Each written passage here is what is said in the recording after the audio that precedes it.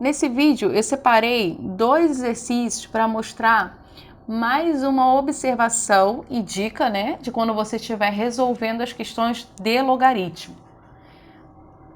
Aqui eu coloquei no primeiro exemplo, assim, calcule os seguintes logaritmos. O que nós temos ali? Nós temos um log de 128, onde a base é a raiz quinta de 2. O que a gente precisa fazer primeiro? Isso é uma dica que eu dei lá no meu vídeo 2 para vocês.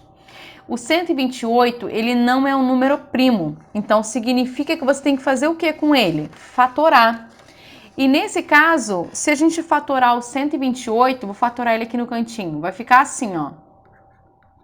Primeiro, 128, vou começar dividindo ele por quanto? Por 2.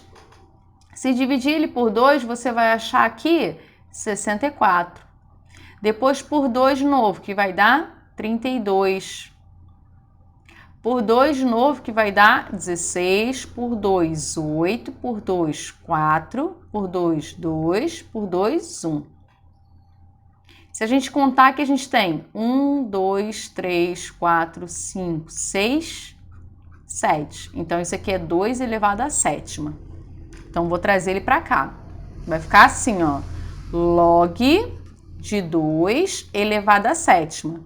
Outra coisa que isso aqui eu ensino para vocês lá em equação exponencial. Lá no meu vídeo de exponencial eu mostrei isso aqui. Como é que eu vou fazer quando eu tenho um valor na raiz? Não existe propriedade para isso. Mas isso significa que se o valor está na raiz, eu tenho que tirar. Como é que eu tiro da raiz? Quem está por dentro está por cima e quem está por baixo está por fora. Então, a gente tem 2 elevado a 1/5. Então, eu vou escrever aqui, ó, 2 elevado a 1/5. Então, segunda dica que eu deixo para vocês. Sempre que vê um valor na raiz, você precisa tirar esse valor da raiz. Caso ele não tenha uma raiz exata, nós vamos ter uma base elevada a um número fracionário. Pronto. Agora nós entramos nas propriedades de logaritmo. Se eu tenho um expoente no logaritmando, ele vai para frente no numerador. E se eu tenho um expoente na base, ele vai para frente onde? No denominador. Então, nós passamos a ter isso aqui, ó.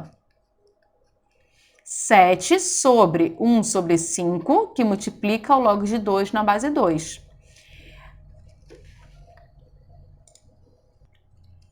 Agora, nós temos aqui na frente uma divisão onde nós precisamos calcular da seguinte maneira. Divisão entre frações, repete a primeira e multiplica pelo inverso da segunda. E o log, lembrando que eu mostrei isso aqui lá para vocês no primeiro vídeo. Sempre que o logaritmando tem o mesmo valor da base, isso aqui vale quanto? 1. Então, vai ficar vezes 1. Agora é só multiplicar. 7 vezes 5.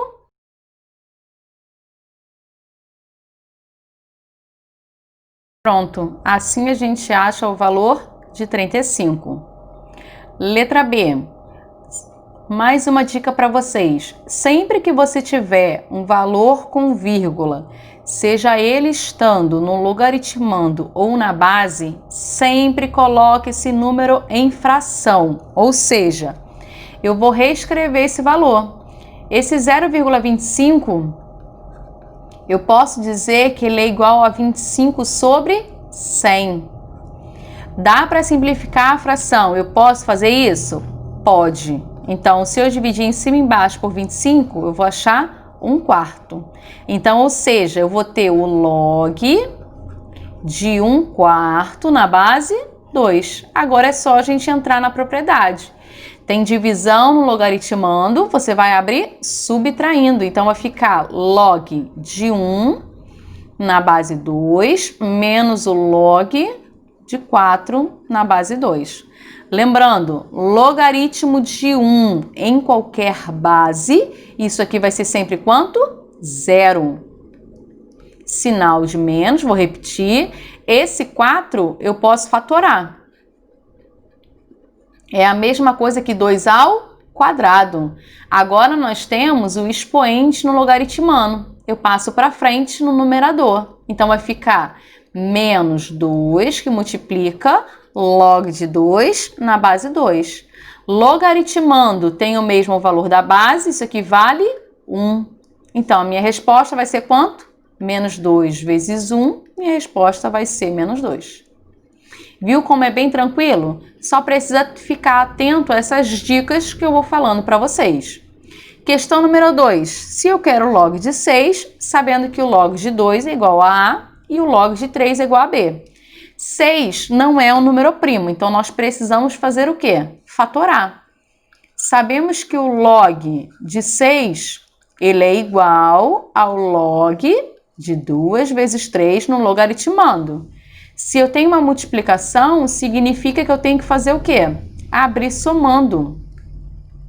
Então, eu passo a ter log de 2 mais o log de 3. Agora é só a gente substituir.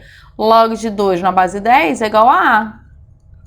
E o log de 3 na base 10 é igual a B. Pronto, então minha resposta vai ser AB. Nesse exemplo, eu quero mostrar para vocês que nem sempre vai ser um valor numérico. Pode ser que caia em uma expressão. Depende muito do que tiver no enunciado. Então, espero que vocês tenham entendido e a gente fica por aqui.